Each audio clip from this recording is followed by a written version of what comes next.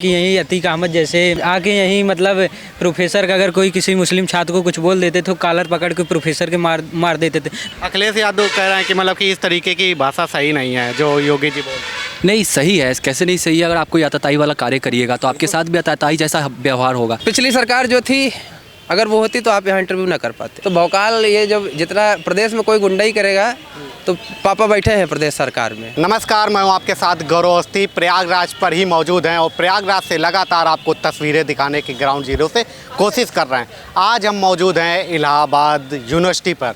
University के छात्रों से बात करेंगे क्योंकि बहुत सारे मीडिया चैनल तमाम एंगल से चीज़ों को और ख़बरों को दिखाने की कोशिश कर रहे हैं। आज हम इलाहाबाद यूनिवर्सिटी के छात्रों से बात करेंगे जिस तरीके से मुस्लिम हॉस्टल के छात्र सदाकत को एक तरीके से इस उमेश पाल हत्याकांड में गिरफ्तार किया गया, मेन मास्टरमाइंड एक तरीके से घोषित किया गया, बताया गया पुलिस की जो दावे हैं। और आज यहाँ के छात्रों से बात करेंगे कि अगर ये शिक्षा का मंदिर यहाँ पर कहा जाता है, पूरे उत्तरी प्रदेश नहीं पूरे देश से लोग शिक्षा ग्रहण करने के लिए आते हैं। जब यहाँ पर ऐसे लोगों का नाम सामने आता है तो यहाँ के छात्र क्या कुछ सोचते हैं। सबसे पहले ये देखिए, एक एक कलर आपको दिखेंगे, एक से एक रंग दिखेंगे क्योंकि होली का सीजन आ गया है। सब लोग आज होली खेल रहे हैं। होली का सीजन चल रहा है क्या भाई? हाँ भैया सर, चल रहा है, बहुत अच्छा लग रहा है हमें। होली दीपावली सब कुछ खेला। होली आ गई है, होली यहाँ पे बहुत खेल के बहुत अच्छा लग रहा है इलाहाबाद यूनिवर्सिटी में पहली बार। अच्छा, प्रयागराज में तो इस समय होली के सिवा एक बुलडोजर भी बड़ा चल रहा है। हाँ बुलडोजर भी चल रहा है, वो तो बाबा योगी के चल रहा है। बुलडोजर भी चलता रहेगा, होली भी हम लोगों की चलती रहेगी। और होली में कोई विघ्न नहीं आने वाला, उसकी वजह से हम लोग बहुत अच्छा से खेल रहे हैं, कोई प्रॉब्लम नहीं हो रहा है। अच्छा, ये उमेश पाल हत्याकांड हुआ उसके बाद फिर से मतलब एक बार यूनिवर्सिटी के मुस्लिम हॉस्टल की वजह से नाम मतलब कि बदनाम होने की बात आई, तो क्या कहना चाहेंगे? पहले तो निष्पक्ष जांच होनी चाहिए। जो चीज़ें हैं कि बिल्कुल अगर उसमें है व्यक्ति लिप्त है तो उसको बिल्कुल सज़ा देनी चाहिए। जो सज़ा अपने संविधान ने बनाई है वो सज़ा ज़रूरी है। निष्पक्ष जांच के लिए ही तो इतना मतलब अगर तत्काल काम नहीं होगा, तत्काल एक्शन नहीं लिया जाएगा तो यही तो प्रॉब्लम बन जाती है ना भारत के संविधान में, भारत की न्याय व्यवस्था में। न्याय व्यवस्था में चलो मानते हैं, लेकिन अगर मान लो व्यक्ति निर्दोष पाया जाता है तो आप फिर उसका मकान बना के देंगे क्या? सरकार ऐसा कुछ करेगी क्या? नहीं ना, क्योंकि जो दुष्परिणाम सरकार लोगों के साथ कर देती है, अगर मान लीजिए सरकार ने घर गिरवा दिया, अगर मान लीजिए न्यायपालिका निर्णय करेगी ना कि व्यक्ति दोषी है या नहीं दोषी है, अगर बाद में वो निर्दोष पाया गया तो मतलब क्या करेगी, शासन क्या करेगी? अच्छा, आप लोगों को नहीं लगता कि ये जो माफिया गुंडे लोग होते हैं कानून का दुरुपयोग करते हैं? बिल्कुल करते हैं, लेकिन ये भी ध्यान देने योग्य बात है कि उनका किसी न किसी पार्टी से उनका कनेक्शन होता है। अगर पार्टी से कनेक्शन ना हो तो ऐसा करने को उनकी हिम्मत नहीं होगी।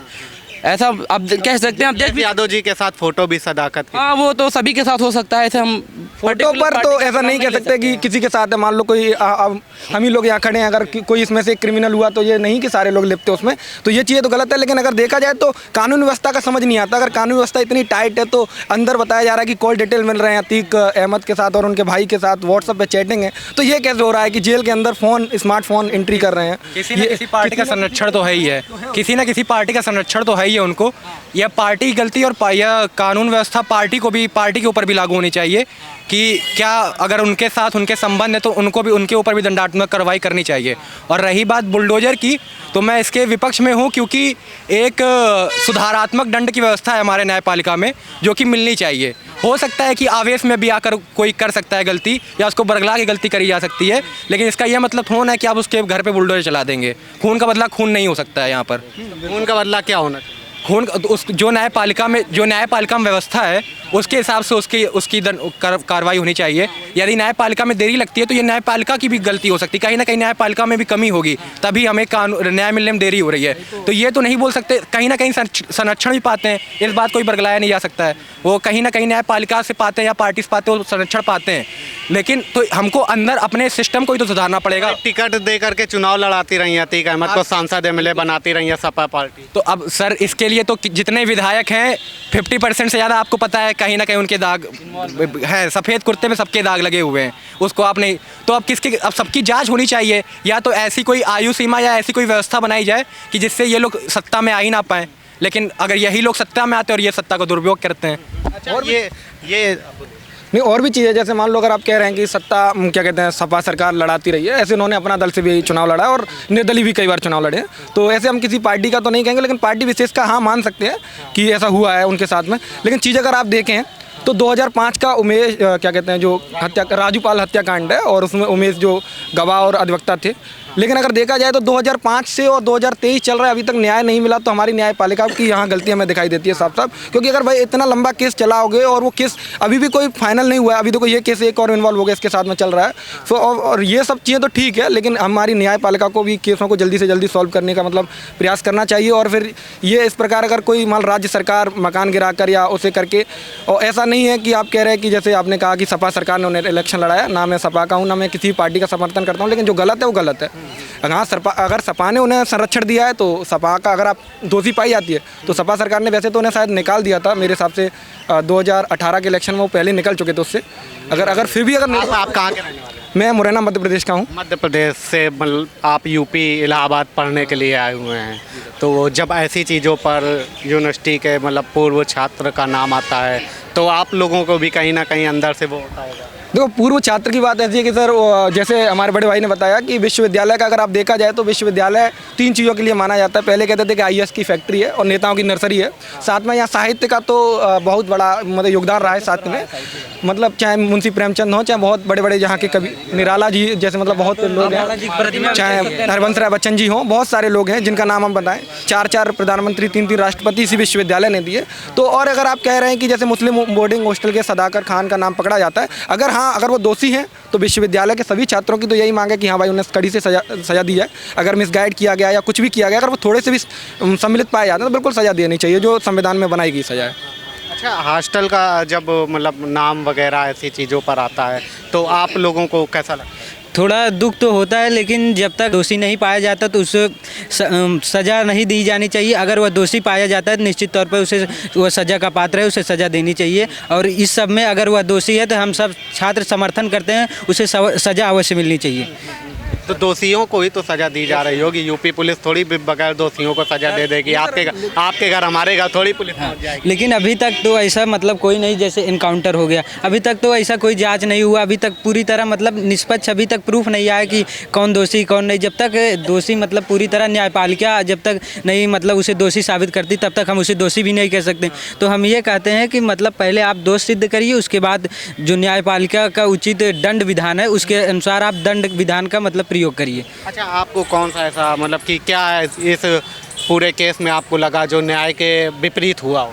अभी तो मतलब जो इनकाउंटर हुआ है तो इस पे मतलब अभी ये थोड़ा जांच का विषय होना चाहिए कि क्या जांच का विषय होना चाहिए? पुलिस अपनी स्वेच्छा में गन नहीं चलाएगी? नहीं, मतलब इस पे तो अभी पूरी तरह से स्पष्ट नहीं कह सकते इस विषय पे कि ये मतलब इनकाउंटर जो हुआ है ये मतलब सही तरीके से इनकाउंटर हुआ है या गलत तरीके से इनकाउंटर हुआ है। लेकिन गलत तरीके से किस तरीके का मैं समर्थन में हूँ। अगर पुलिस के ऊपर हमला हुआ तो इनकाउंटर होना साज मतलब ये सही चीज़ है। मैं इस समर्थन में हूँ, कोई दिक्कत नहीं। अपराधियों की गाड़ी पलटनी चाहिए कि नहीं? हाँ, बिल्कुल पलटनी चाहिए, इसमें कोई निसंकोच नहीं है। अपराधियों की गाड़ी पलटनी चाहिए कि नहीं? नहीं, इससे तो सहमत नहीं हूँ मैं, क्योंकि न्यायपालिका एक अलग ही विधान तैयार कर रखा है हमारे जो संविधान निर्माताओं ने, तो वो कहीं ना कहीं सोच के किया होगा। जैसे कि इलाहाबाद विश्वविद्यालय का नाम बार बार आ रहा है, मुस्लिम छात्रावास का नाम बार बार आ रहा है, तो उस विषय में कहना चाहूँगा कि एक सिक्के के 2 पहलू हमेशा होते हैं। यदि वहाँ पे गलत है वो इंसान तो उसको सजा के लिए न्यायपालिका बैठी हो, लेकिन बात यहाँ पर सोचने की ये हो जाती है कि 2005 से अब तक केस चल रहा था, लेकिन उसकी अभी तक वो कोई सुनवाई से कोई भी निर्णय नहीं प्राप्त हुआ था। तो कहीं ना कहीं ये न्यायपालिका की भी गलती आ रही है। गवाही मार दिए जा रहे हैं तो गवाह मार दिए जा रहे हैं, ये तो लॉ ऑर्डर का थोड़ा सा फेलियर बनता है, क्योंकि उनके साथ में गनर जो सरकार के द्वारा ही दिए गए थे वो भी साथ में थे। तो जैसा कि एक वीडियो में भी मैंने देखा था, गनर जो है लेट जा रहे थे वहाँ पे, फिर उठ के खड़े हो रहे थे। तो कहीं ना कहीं ये चीज़ें जो है लॉ एंड ऑर्डर, वो बम की सप्लाई कहाँ से हो रही है, वो असल है कहाँ से आ रहे हैं। फैक्ट्रीज़, हम लोगों में से ऐसे कई लोग होते हैं जिनको पता होता है कि कहाँ से आ रहे हैं, लेकिन फिर भी हम लोग आवाज़ नहीं उठा पाते हैं। कहीं ना कहीं वो डर छुपा हुआ है कि कहीं अगला गोली हम पर ना चल जाए, तो उस डर को ख़त्म करने के लिए कहीं ना कहीं ज़रूरत है। अच्छा, आप कहाँ के रहने वाले? मैं शहीदों की नगरी शाहजहाँपुर से निवास। शाहजहाँपुर, यूपी के ही रहने वाले। ये बताइए कि मतलब पहले की कंपैरिजन में अगर आप बात करें तो बाबा जी का लॉ एंड ऑर्डर पहले की तुलना में सही हुआ है? अरे, पहले के कंपैरिजन में देखें तो 2014 से पहले भारत की स्थिति जो थी किसी से छुपी हुई नहीं है। 2014 के बाद में हम देखते हैं कि रात में भी यदि हम कहीं भी निकलना चाहें तो हम खुलेआम कहीं भी जा सकते हैं। पहले क्या रहता था, कहीं भी हम निकलने की कोशिश करते थे, डर रहता था कि हम कैश लेके चलेंगे, लुट ना जाएं, कहीं कोई जो है दुश्मन मिलके हमको गोली ना मार दे। आए दिन कत्ल की घटनाएं दिखती रहती थी, लेकिन उसके बाद में कत्ल की घटनाएं इतनी कम हो गई हैं, लूटपाट की इतनी घटनाएं कम हो गई हैं, जिसके लिए काबिल तारीफ़ ये सरकार काम कर रही है। उसके लिए तो बहुत ही अच्छा कार्य, बाबा का लाइन ऑर्डर तक बहुत एकदम उच्च कोटि का है। लगता है कि जो मतलब इस सरकार में दोषी अपराधी गुंडे माफिया बचने वाले नहीं हैं। माफियाओं के लिए अभी मैं विधानसभा में एक बार योगी जी का ही वक्तव्य सुन रहा था, तो उन्होंने सीधे माफियाओं को उन्होंने धमकी दी थी कि हाँ माफिया बचेंगे नहीं, मिट्टी में मिला देंगे। तो कहीं ना कहीं उनकी मंशा साफ जाहिर होती है उसी वक्तव्य को देखते हुए कि वो उनकी मंशा माफियाओं के लिए क्या है। अच्छा, मिट्टी में मिला देने वाला जो योगी बाबा ने बोला वो कैसी लगी आपको बात? नहीं, उसमें तो देखो जो सही बात है उसे हमें मानना पड़ेगा। अगर वो माफिया अगर गलत कार्य में कृत्य अगर शामिल है तो उसे मिट्टी में मिलाना ही चाहिए, कोई गलत बात नहीं, मैं इसका समर्थन करता हूँ। नहीं, बिल्कुल मिलाना चाहिए। अगर वो वास्तव में दोषी है तो उसको सज़ा देनी चाहिए। अब ये नहीं कि मान लो जो दोष नहीं किया है उसको, मैं तो ये कह रहा हूँ निर्दोष को सज़ा ना मिले, निष्पक्ष जांच हो और उसके बाद सज़ा जो बनाएगी ये दी जाए। उसमें न्यायपालिका में ज़्यादातर प्रकरण इतने लंबे समय तक चलते हैं, इसका यही कारण है कि जो दोषी है उसको चाहे बच जाए, लेकिन किसी शरीफ इंसान को, एक निर्दोष को सज़ा ना मिले। तो ये कहीं ना कहीं मंशा जाहिर करती है कि प्रकरण इतने लंबे चल जाते हैं। तो मुझे नहीं लगता कि न्यायपालिका से कोई भी मतलब दोषी बच पा रहा है। बच जाते हैं तो निर्दोष तो एक भी नहीं जाता है, ये तो जाहिर है। अच्छा, ये तो ऐसे मतलब कि आतंक पूरा प्रयागराज हो आसपास के ज़िलों में मचाने वाले लोग हैं, जिनके लिए मतलब कि यूपी की जेल में कहीं भी रखवाना सुरक्षित नहीं रहता था। कहीं भी रखा जाए तो पूरा इतना नेटवर्क तेज है। आज देखिए गुजरात की जेल में बंद है, वहाँ से भी कहा जा रहा है पूरी प्लानिंग रख सकते थे।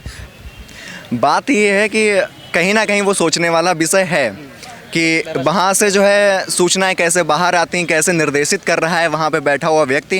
कहीं ना कहीं ये सोचने वाली बात है, उस पर ध्यान देने की ज़रूरत है। हाँ, लॉ एंड ऑर्डर को वहाँ पे जेल में सक्रिय करने की ज़रूरत है। जैसा कि नेता खुद ही लिप्त होते जा रहे हैं, वो चीज़ देखने की ज़रूरत है। अभी मुझे ये नहीं समझ में आता है कि एक छोटा चपरासी या फिर कोई भी गेट कीपर है, उसके लिए भी एग्ज़ाम है, उसको भी एक शिक्षित व्यक्ति चाहिए होता है। लेकिन हम जब बात करते हैं नेताओं की, तो वो 8वीं फेल, 10वीं फेल, 12वीं फेल कैसे पहुंच जाते हैं, ये कहीं ना कहीं एक सुधार की ज़रूरत है न्याय व्यवस्था में। अच्छा, ये जो मतलब कि अभी बुलडोज़र बाबा का बड़ा प्रयागराज में 2 दिनों से चल रहा है, बुलडोज़र कैसा कहेंगे, सही है बाबा का? बुलडोज़र तो मैं विपक्ष में हूँ इस बात के, क्योंकि मुझे नहीं लगता कि बुलडोज़र सही है। क्योंकि एक न्यायपालिका बैठी हुई है जो ये तय करेगी कि उसको क्या मिलना चाहिए, क्या सज़ा मिलनी चाहिए, क्या उस प्रकरण में चलना चाहिए। तो राज्य सरकार भी तो अपने हिसाब से कार्रवाई कर सकती है। राज्य सरकार जैसे तो न्यायपालिका को कोई अस्तित्व ही नहीं सामने आएगा यदि अवैध संपत्ति पे राज्य सरकार भी तो अपने उससे, यदि अवैध संपत्ति है तो बुलडोजर चलना जाहिर सी बात। जब कोई कार्य हो जाता है या कांड हो जाता है तभी अवैध संपत्ति क्यों निकलती है, उससे पहले अवैध संपत्ति क्यों नहीं निकलती है, यह एक सोचने वाली बात है। मैं कानपुर में रहता था, जब अभी कांड हुआ था वहाँ पे पत्थरबाजी हुई थी, तो वहाँ पे बाबा की चिकन बिरयानी में तब क्यों मिलावटें मिलने लगी, पहले क्यों नहीं मिलती थी, या पहले क्यों नहीं चेक करा गया। तो कहीं ना कहीं यह विपक्ष के मतलब विद्रोह की भावना से, मतलब कि बदला लेने की भावना से भी हो सकता है। इसके भी कोई और भी आयाम हो सकते हैं सज़ा देने के, उनको नज़रबंद कर दिया जाए या उनके ऊपर इंक्वायरी बैठाई जाए। लेकिन किसी का घर गिरा देना अगर अवैध है तो उससे पहले क्यों नहीं गिरा, वो पूछने वाली बात, क्योंकि नगर पालिका का सबका रिकॉर्ड रहता है। सरकार के उसमें मतलब कि इतना वो नहीं आ पाए होंगे आगे हेड लिस्ट में, जब आगे आए, जब का मकान है बताया जा रहा है, जो मकान कल गिराया गया वो बहुत पुराना है और अभी सरकार को पता चल रहा है कि वो अवैध है। कुछ ना कुछ तो मतलब सरकार की भी कमियां रहती हैं कि सरकार उसको जानना नहीं चाहती या फिर मतलब कुछ सरकार की मिली भगत होती है।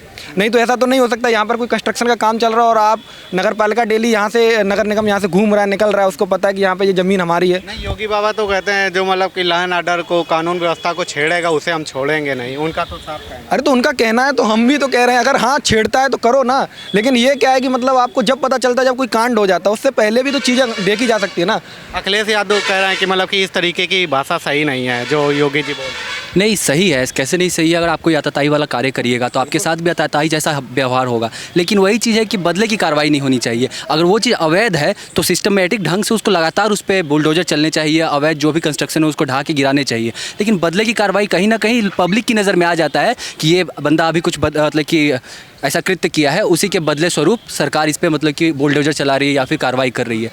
करवाए। ये जो मुस्लिम हॉस्टल है, मतलब कि हॉस्टल में तो एक चयन की प्रक्रिया होती है, मतलब रहने की, स्टूडेंट की।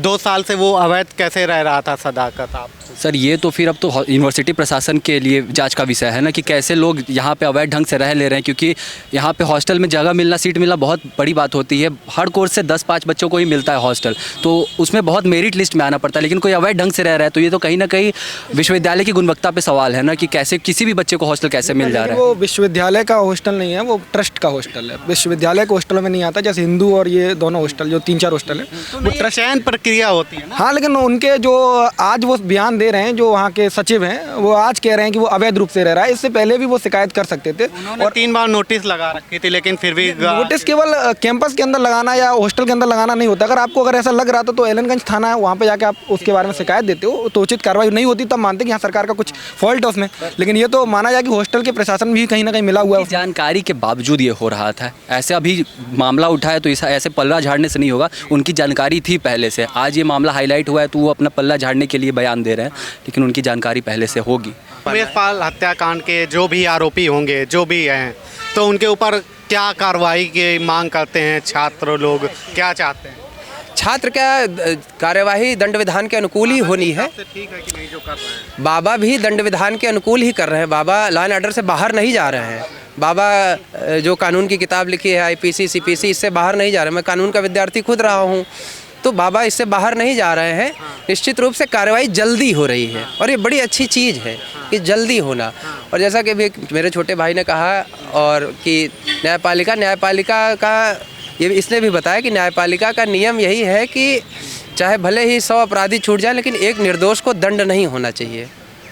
क्योंकि अपराधी छूट जाएंगे तो अपराधी फिर पकड़ लिए जाएंगे, लेकिन निर्दोष को दंडात्मक कार्रवाई हो जाएगी, उसकी भरपाई हम नहीं कर सकते हैं। तो इस प्रक्रिया में बाबा ठीक कर रहे हैं जो कर रहे हैं। आने वाले दिनों में देखिएगा, जैसे प्रदेश बदल रहा है वैसे देश भी बदलेगा निश्चित रूप से। मोदी जी ने बहुत काम किया है, कर भी रहे, अच्छा काम कर रहे हैं। ये जो पिछली सरकारें रही हैं, उस समय आप कैंपस या अपने हॉस्टल या यूनिवर्सिटी की व्यवस्था कैसे देखते थे, और इस सरकार में क्या चेंजेस आए हैं आप लोगों पे, स्टूडेंट की लाइफ में? पिछली सरकार जो थी, अगर वो होती तो आप यहाँ इंटरव्यू ना कर पाते। छात्र संघ बहाल था यहाँ पे, मैं हकीकत कह रहा हूँ। छात्र संघ था, यहाँ पे लोग थे, नेता बैठते थे, नेता के साथ जो नहीं पढ़ते थे, छुट भैया नेता भी आते थे, बैठते थे, भैया जयराम भैया नमस्ते, इस टाइप के लोग, जिंदाबाद वाले लोग। यही यूनिवर्सिटी में लोगों के द्वारा मैंने सुना है कि यही अतीक अहमद जैसे मतलब आके यही मतलब प्रोफेसर का अगर कोई किसी मुस्लिम छात्र को कुछ बोल देते तो कॉलर पकड़ के प्रोफेसर के मार देते थे। तो ये व्यवस्था उस समय मतलब 2015-2018 तक व्याप्त थी। लेकिन अभी मेरा पहला साल है यहाँ आने पे, तो बहुत अच्छा माहौल लग रहा है और क्लासेस भी अच्छी चल रही हैं। पढ़ाई का यहाँ बहुत अच्छा माहौल है, ऑर्डर मेंटेन हुआ, पहले से ज़्यादा मेंटेन हुआ। और मैं बुलडोजर नीति के बारे में कहना चाहूँगा कि अभी हाल में ही एक स्थान की बात है कि वहाँ बुलडोजर आया था नाली खनाने के लिए। तो नाली जब खनाने के लिए आया था तो किसी कारणवश उस दिन नाली नहीं खनी गई, तो उसे मतलब निकट के पुलिस थाने पे रोक दिया। तो बगल एक अपराधी था जो मतलब किसी के ज़मीन पे कब्जा करके मतलब वो अपना कार्य कर रहा था। बाद में उसे जब पता चला कि बुलडोजर आके थाने पे खड़ी है, तो वो डर के मारे वो जो जगह उस कब्जा किया था वो छोड़ दिया था। इस मतलब यूनिवर्सिटी के लॉ एंड ऑर्डर के बारे में क्या कहेंगे? इस समय कैसा है, और मतलब कि पहले कैसा रहता होगा? बात यूनिवर्सिटी के लॉ एंड ऑर्डर की करें तो पिछले समय में जब मैं कक्षा 9 का विद्यार्थी था तो मैं होंगे लोग, हाँ, तो मैं लोगों से सुनता था कि यूनिवर्सिटी ऐसी है जैसी है। तो हाँ, कभी फॉर्म डालने की हिम्मत नहीं हुई थी कि मन बना लिया था BHU में जाऊंगा या JNU में जाऊंगा। JNU में फॉरेन लैंग्वेजेस का कोर्स चलता है, तो वहाँ मैंने अभी 2020 वाला एंट्रेंस दिया था, तो तीनों ही जगह AU BHU JNU तीनों जगह सिलेक्शन पा रहा था। तो ये यूनिवर्सिटी का लॉ एंड ऑर्डर, ये यूपी का लॉ एंड ऑर्डर है कि मैं यहाँ पे खड़े होकर आज आपको इंटरव्यू दे रहा हूँ और इलाहाबाद विश्वविद्यालय के छात्र बन पाया हूँ। पहले नहीं दे सकते? नहीं, पहले यहाँ का जो था ना, छात्र नेताओं की बात सुनते थे कि हाँ, यदि जो है उन सब गतिविधियों में संलिप्त होंगे तभी यहाँ रह पाएंगे। सुनते थे कि हाँ, अमरूद सुने ही होंगे कि बहुत बात पे निकल आते हैं। तो हिम्मत नहीं हुई कि हाँ, यहाँ जाके भविष्य बर्बाद करना नहीं चाहता था, तो मन का भीत नहीं था। लेकिन पहले राजनीति और यही सब होती रहती थी, या छात्र एडमिशन लेने से भी डरते? नहीं, बात वो नहीं है, छात्र राजनीति या ये गुंडागर्दी ही नहीं है, ये ऑक्सफोर्ड ऑफ द ईस्ट भी कहा जाता था। आप आज हम देखेंगे कि देश के जो उच्च कोटि के जो उच्च श्रेणी पे बैठे हुए अधिकारी हैं, तो वो हम मुख्यतः हम पाते हैं कि इलाहाबाद से कहीं ना कहीं जुड़े हुए हैं। हम कहीं के भी डीएम की बात करते हैं तो वो कहीं ना कहीं इलाहाबाद विश्वविद्यालय का नाम सुन के हम लोग को एक अच्छी नज़र से देखते हैं, तो ये भी बहुत गौरव। देखिए, राजनीति कोई बुरी बात नहीं, राजनीति युग धर्म है। राजनीति यहाँ पहले भी होती रही है, 1887 में विश्वविद्यालय की स्थापना हुई, राजनीति होती रही है। लेकिन राजनीति का मतलब होता है नए अतिथि नेता जो समाज को आगे ले जाए। ठीक है भैया, यहाँ कुछ नहीं कर रहे हैं तो नेतागिरी कर रहे हैं। नेतागिरी एक जिम्मेदारी है, राजनीति एक जिम्मेदारी, बहुत बड़ी जिम्मेदारी है। समाज को लेके चलना है, बहुत कुछ त्यागना पड़ता है, निजी सुख को त्यागना पड़ता है। और राजनीति भौकाल का विषय नहीं है कि, लेकिन ये जो अपने यूपी का एक शब्द है भौकाल, और मतलब एक रौला बना लेते थे ये छात्र लोग, ये यूनिवर्सिटी का नाम सुनते ही मतलब एक इलाहाबाद यूनिवर्सिटी में बड़ा रौला है हमारा। देखिए, जैसे घर में कोई बच्चा गुंडाई करे हैं तो उसके पापा उससे बड़े गुंडे होते हैं घर में। ठीक है, तो भौकाल ये जब जितना प्रदेश में कोई गुंडाई करेगा तो पापा बैठे हैं प्रदेश सरकार में, वो सबसे बड़े रहेंगे। ठीक है, तो वो इसलिए नहीं रहेंगे कि उनसे उनका कोई नुकसान करे, इसलिए कि उसे सुधार। गुंडों के पापा हैं योगी जी, निसंदेह है। सबको देखिए, जो जिस व्यक्ति को सुधारता है उसका गार्जियन ही होता है।